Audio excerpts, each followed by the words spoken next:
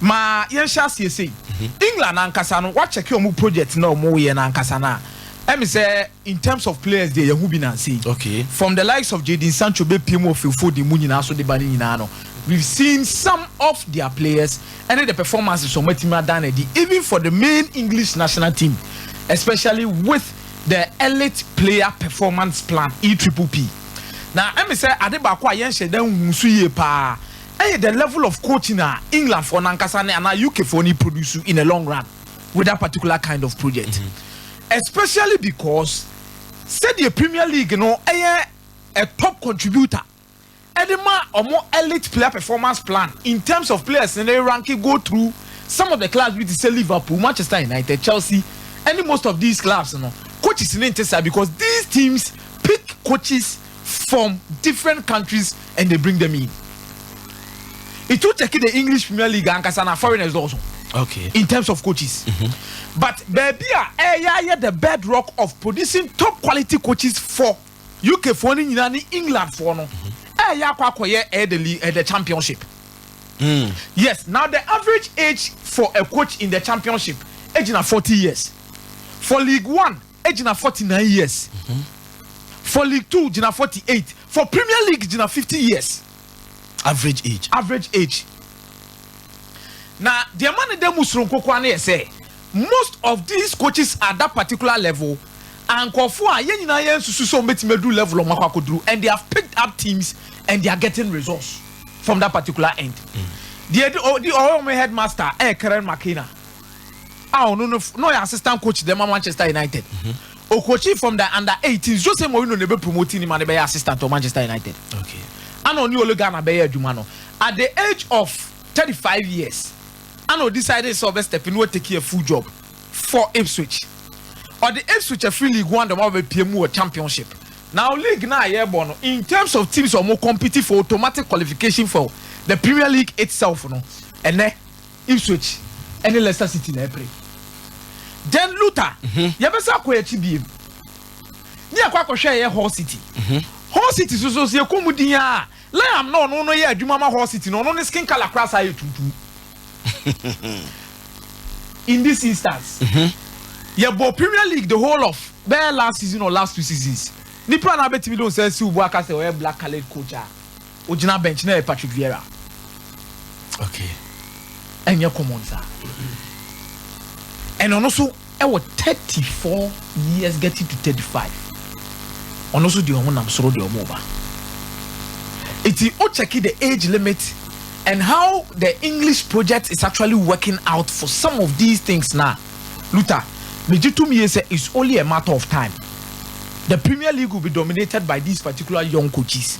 And the face of the Premier League, making sure say foreigners about dominate your league now. Mejitum say affect your moment to produce top coaches. Okay. They've been so much successful with the levels of their national team.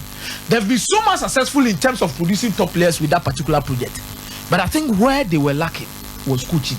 And this time around, Luther, they've been able to make sure say Omube producing at least 2 or 3 or top 5 coaches from the championship at each Mafa.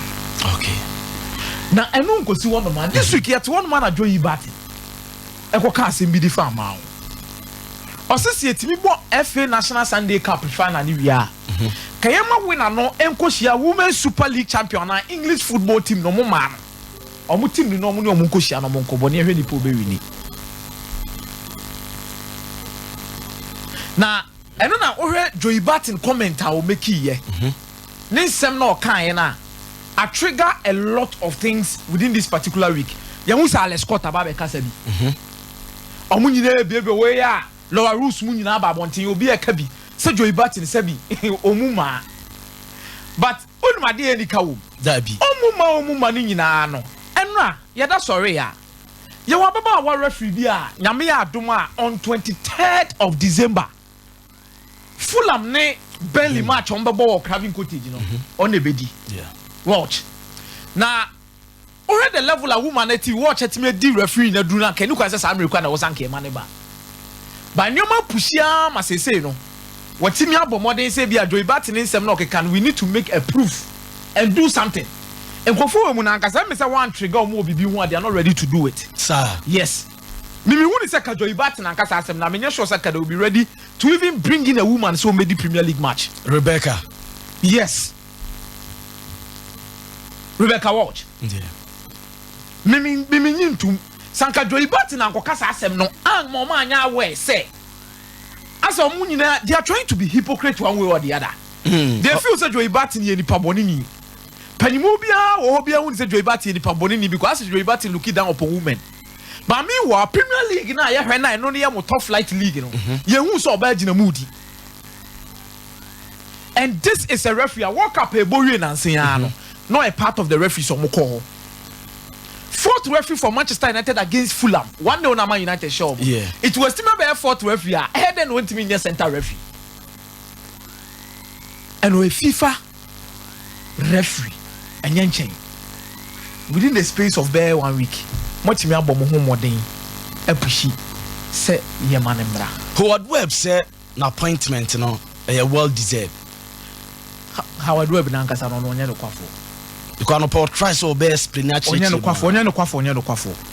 Howard Webb na nkasa onye no kwafo. Luther me say enye Joey Barton asem no be kan na say Joey Barton ano ensem na kokoso no be ka bia me nya sure say me senka ade we si ankasa komo be ye.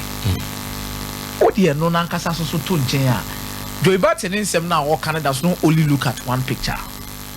The picture baby. When was the last time you saw a black referee so the EPL match? Menkai. When was the last time I will be? Menkai mitrima. Okaka utrima onkai. The last time I nya say obi anani patuntum 80 Premier League match was back in 2008. Uria. Na ono ne performance ono class at that age no krampo na komo pena yinasi nchen because no a FIFA accredited referee at the age of 45 omo try some combat dropping no. But back in 2008 being promoted in 1997 or making sure so bet travel through the ranks and come and make sure say at the end of the day obetimi ababe lead ababe referee and the Premier League was in 2008 and ya na so all the last game ohonoma ojemondi akwa and not na so share list yi din pa ni play nkofo a ye yi omuso omunko de and Sam Allison have also gotten the opportunity to go and referee.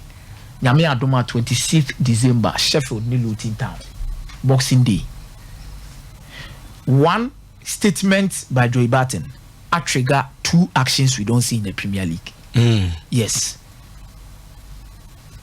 One statement by Joey Barton trigger two actions we don't see in the Premier League. One, Yenya Ababawa female Premier referee League match. Number two, since 2008, Yenya a black skin colored referee.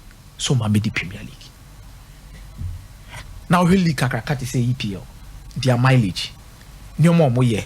They be omo do omo say omo bosu we are the best league in the world. They be a referee si bokro no.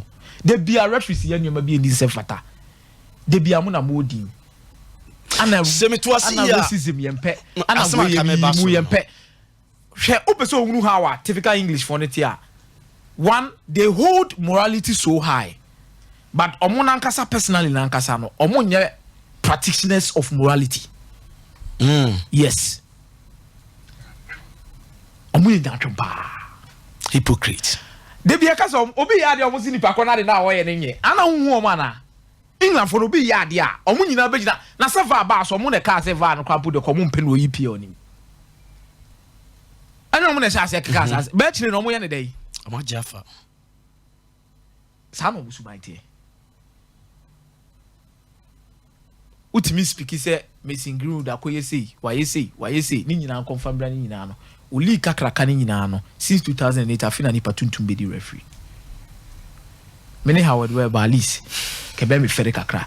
Na eno na Luther ye bu nkompon ko ye no me say FIFA world best players na ye yi omo no. E me say hwebebu abobi.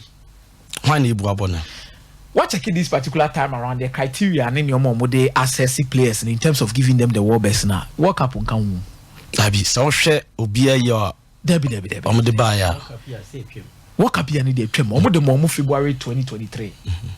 A twem crash so between because so hwe Mbappe omo ye say oji League A. Oji top scorer of League A.